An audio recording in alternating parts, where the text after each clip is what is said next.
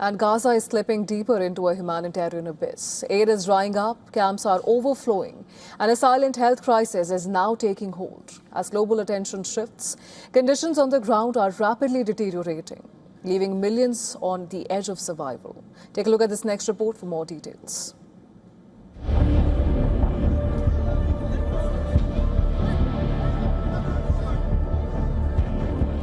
The humanitarian situation in Gaza Strip is worsening by the day. The flow of aid trucks entering the enclave has sharply declined in recent weeks.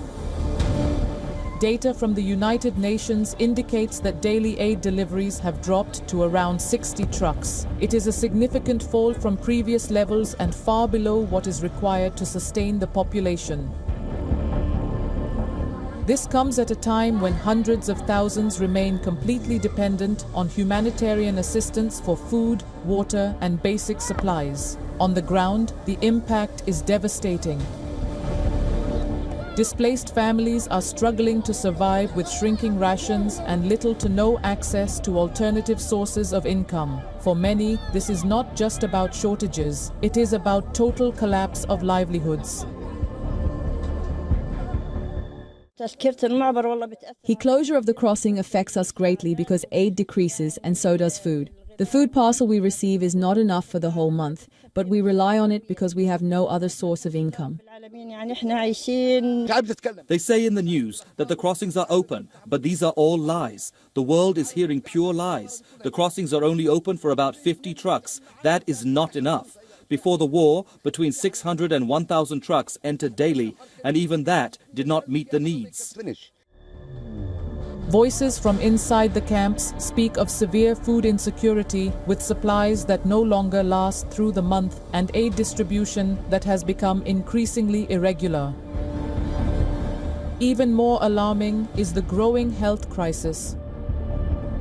Humanitarian groups warn that the situation has moved beyond hunger into a full-blown sanitation emergency. Overcrowded camps, limited access to clean water, and restrictions on essential supplies are fueling the spread of disease. The International Committee of the Red Cross has flagged serious concerns, pointing to rising waste management issues, untreated sewage, and a surge in pest infestations across the territory.